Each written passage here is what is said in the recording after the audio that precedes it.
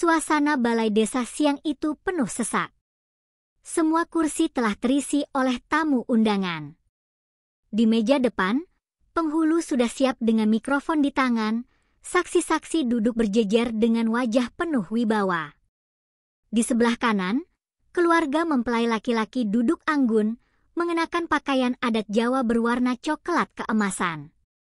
Di sebelah kiri, keluarga mempelai perempuan tak kalah indahnya, sang mempelai perempuan sendiri, Ratna, duduk menunduk dengan gaun pengantin putih yang berkilau.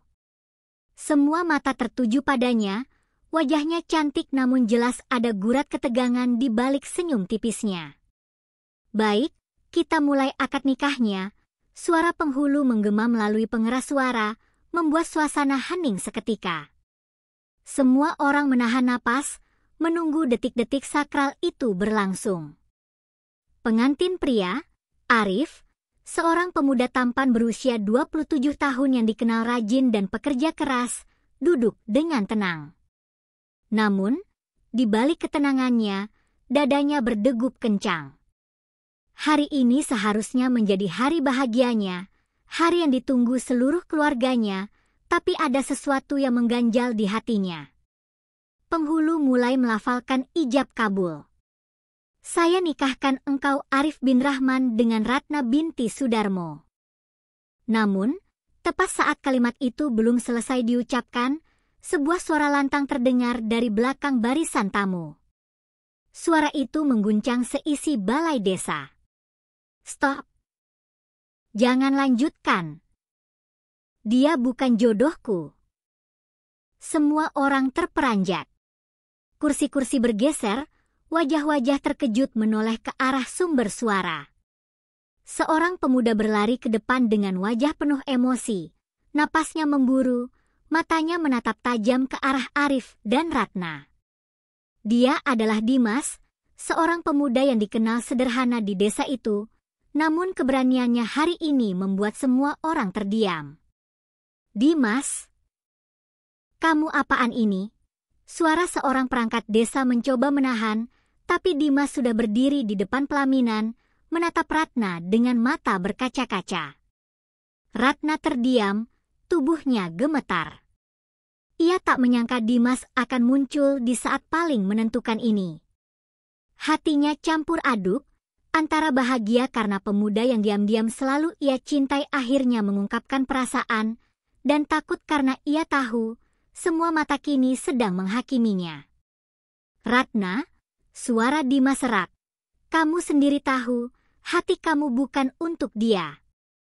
Kenapa kamu paksakan? Aku nggak bisa diam, aku nggak bisa biarin kamu menikah dengan orang lain. Karena aku tahu, aku yang selama ini ada di hatimu. Gedung langsung riuh. Para tamu saling berbisik, ada yang menutup mulut menahan keterkejutan, ada yang menggeleng-geleng tak percaya, bahkan ada yang merekam kejadian itu dengan ponselnya. Ayah Ratna, Pak Sudarmo, berdiri dengan wajah merah padam. Kurang ajar kamu, Dimas. Apa-apaan berani bikin rusuh di acara sakral seperti ini? Arif, mempelai pria, yang sejak tadi menahan diri, akhirnya berdiri dengan wajah tegang. Dimas, jangan bikin malu keluarga. Ini pernikahan aku, bukan tempat kamu buat main drama. Namun Dimas justru menatap Arif dengan mata tajam. Arif, kamu bisa nikah sama siapa saja, tapi jangan sama Ratna. Karena hati Ratna, dari dulu sampai sekarang, bukan untukmu. Kamu tahu itu, kan? Ratna menunduk, air mata mulai jatuh di pipinya. Ia tidak berani menatap siapapun. Hatinya sakit, bimbang, dan hancur sekaligus. Ia tahu Dimas berkata benar, sejak kecil mereka tumbuh bersama, saling menjaga, saling mendukung. Tapi karena masalah ekonomi dan status sosial, keluarganya lebih memilih Arif, pemuda kaya dan terhormat di desa. Suasana semakin panas. Beberapa kerabat laki-laki mulai maju, hendak menarik Dimas keluar. Namun sebelum disentuh, Dimas berteriak lagi, suaranya menggetarkan seluruh ruangan. Kalau kalian tetap lanjutin akad ini, berarti kalian semua rela lihat Ratna sengsara seumur hidup. Aku tahu dia menikah bukan karena cinta, tapi karena paksaan. Apa ini yang kalian sebut jodoh? Semua terdiam. Bahkan penghulu pun bingung harus bagaimana. Ratna akhirnya berdiri, tubuhnya gemetar. Ia menatap ayahnya dengan air mata deras. Ayah, maafkan Ratna, tapi aku nggak sanggup. Aku nggak bisa jadi istri Arif. Ratna, suara ayahnya menggelegar, tapi Ratna sudah berlari ke arah Dimas, menangis di dadanya. Seluruh balai desa langsung gempar, jeritan dan bisikan bersahutan. Arif berdiri kaku, wajahnya pucat, tangannya mengepal menahan marah. Kehormatannya tercabik di depan semua orang. Sementara Dimas memeluk Ratna erat, seolah tidak peduli lagi dengan seluruh dunia. Sejak hari itu, seluruh desa tahu, pernikahan yang seharusnya jadi hari bahagia, berubah menjadi kisah paling memalukan yang pernah ada. Dan itu baru awal dari sebuah kisah cinta yang akan mengguncang segalanya. Sejak hari akad yang gagal itu, desa kecil di pinggiran Jawa Timur seakan tidak pernah berhenti berisik. Orang-orang membicarakan kejadian memalukan di balai desa.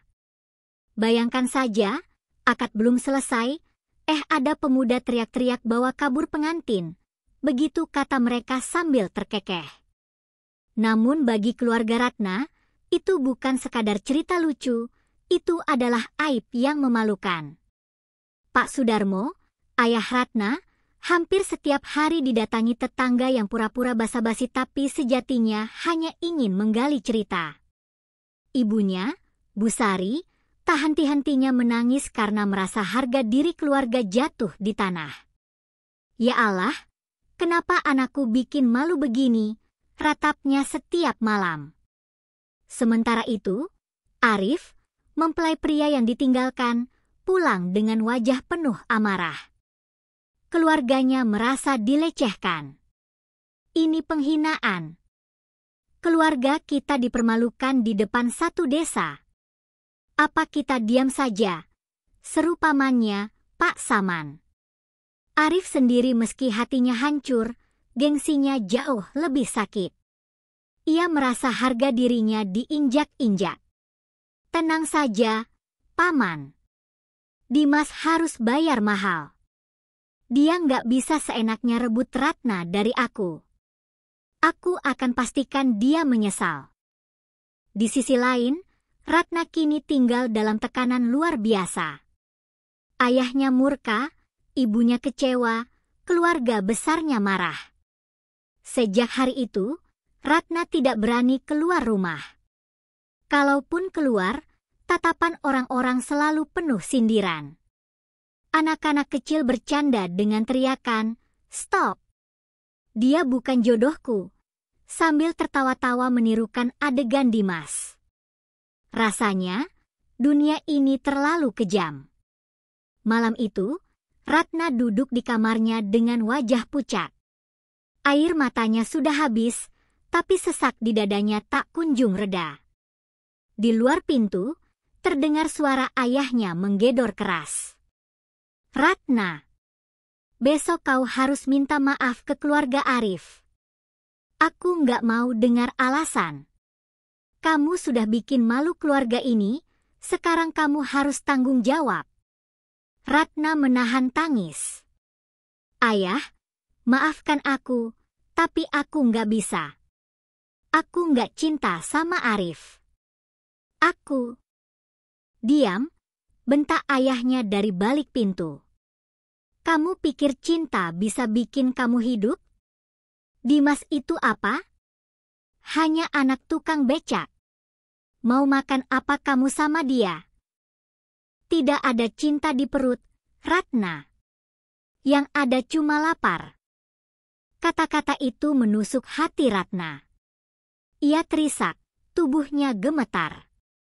Ayahnya tidak pernah mengerti bahwa perasaan tak bisa dipaksakan. Di rumah sederhana yang hanya berjarak beberapa gang dari rumah Ratna, Dimas juga tidak kalah menderita. Sejak kejadian itu, ia jadi bahan hujatan. Banyak orang mencemooh keberaniannya. Ada yang bilang ia nekat karena iri, ada yang bilang ia hanya ingin numpang hidup dengan Ratna yang keluarganya lebih mapan. Ibunya, Bu Lastri, menangis setiap hari. "Dim, kenapa kamu nekat, nak? Kalau kamu diam saja, mungkin orang gak akan benci sama kita. Sekarang, ibumu ini jadi bahan gosip," katanya sambil terisak. Dimas memegang tangan ibunya dengan lembut. "Ibu, maafkan aku, tapi aku gak bisa biarin Ratna sengsara. Aku tahu aku miskin, tapi aku juga punya hati. Kalau aku biarkan dia nikah sama orang yang dia gak cintai, aku lebih gak tenang seumur hidup." Ibunya hanya bisa menangis. "Tapi, nak, hidup ini gak cuma soal cinta. Kamu kuat, tapi apa kamu sanggup lawan satu desa?" Pertanyaan itu menghantam hati Dimas. Benar, apakah ia sanggup melawan semuanya? Namun saat ia mengingat tatapan Ratna yang berlinang air mata waktu berlari ke pelukannya, hatinya kembali kuat. "Aku sanggup, Bu. Demi dia, aku sanggup." Keesokan harinya, keluarga Arif datang dengan rombongan besar ke rumah Ratna. Suasananya menegangkan. Arif duduk di kursi ruang tamu dengan wajah dingin. Ayahnya, Pak Rahman, membuka pembicaraan. "Sudarmo, ini sudah keterlaluan. Nama keluarga kami dipermalukan. Anakmu tidak bisa seenaknya kabur begitu. Kami minta pertanggungjawaban. Kalau tidak, jangan salahkan kalau kami laporkan ke polisi dengan tuduhan pencemaran nama baik." Ruangan mendadak hening. Ratna yang mendengar percakapan itu dari balik pintu, tubuhnya bergetar hebat. Ayahnya terdiam lama, lalu menghela napas berat. "Tenang, Rahman. Aku janji anakku akan minta maaf. Dan soal Dimas, biar aku yang urus. Dia akan tahu rasa." Ratna menutup mulutnya dengan tangan, menahan tangis. Ia tahu, ini pertanda buruk. Dimas akan jadi sasaran amarah semua orang. Dan benar saja, beberapa hari kemudian, gosip berubah menjadi kebencian nyata. Dimas sering diintimidasi. Ada pemuda-pemuda desa yang sengaja melempar batu ke rumahnya malam-malam. Sepeda motornya dirusak orang tak dikenal.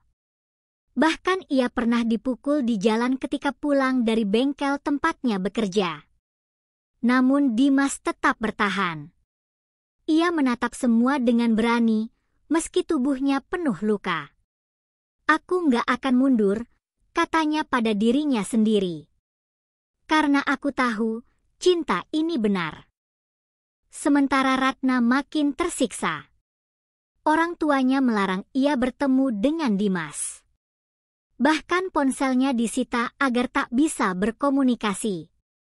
Ia bagai burung yang dikurung di sangkar emas, merana setiap hari. Tapi cinta selalu menemukan jalan. Suatu malam, Ratna berhasil menyelinap keluar lewat jendela kamarnya. Ia berlari di jalan kecil yang sepi, menuju rumah Dimas. Begitu sampai, ia langsung memeluk Dimas erat-erat sambil menangis terseduh. "Dim, aku nggak sanggup lagi. Aku nggak bisa hidup tanpa kamu. Tapi ayahku terus larang, semua orang benci sama kita. Apa kita harus kabur aja?" Dimas membelai rambut Ratna, menahan air mata. "Aku juga kepikiran itu. Nah, tapi kalau kita kabur, kita bakal dicap makin hina. Aku nggak peduli kalau aku yang dihina, tapi aku nggak rela kamu yang jadi korban." Ratna menggenggam tangannya erat. Lalu kita harus bagaimana? Aku lelah, Dim. Aku capek dihujat semua orang. Aku cuma pengen bahagia sama kamu. Dimas menatap mata Ratna dengan sungguh-sungguh. Kalau begitu, kita harus berjuang. Kita harus buktikan kalau cinta kita bukan main-main. Kita lawan semua, kita buktikan kalau kita bisa bahagia meski mereka semua menolak. Air mata Ratna jatuh, tapi kali ini bukan hanya karena sedih, melainkan juga karena tekad. Ia tahu, jalan mereka akan berat, penuh duri, penuh air mata. Tapi ia juga tahu, di dada pemuda sederhana itu, ada cinta tulus yang tak akan pernah ia temukan di tempat lain. Namun, mereka berdua belum tahu, badai yang lebih besar sedang menunggu. Karena Arif dan keluarganya tidak tinggal diam. Mereka sudah menyiapkan sesuatu yang bisa menghancurkan hidup Dimas dan membuat Ratna menyesal selamanya. Hari-hari setelah pertemuan rahasia Ratna dan Dimas terasa semakin berat. Meski mereka berusaha kuat, gosip dan hujatan semakin tak terkendali. Semua orang di desa tahu mereka masih saling bertemu. Orang tua Ratna semakin keras, sementara keluarga Arif semakin murka. Di warung, di ladang, di pasar, nama Ratna dan Dimas jadi bahan olokan. Itu dia si pengantin kabur. Hahaha, ujar sekelompok anak muda sambil menunjuk ke arah Dimas. Namun, badai sesungguhnya datang ketika Arif mulai melancarkan rencana balas dendamnya. Dengan uang dan pengaruh keluarganya, ia mengatur siasat. Suatu malam, beberapa pemuda mendatangi Dimas di jalanan sepi saat ia pulang kerja. Tanpa banyak bicara, mereka langsung mengeroyoknya.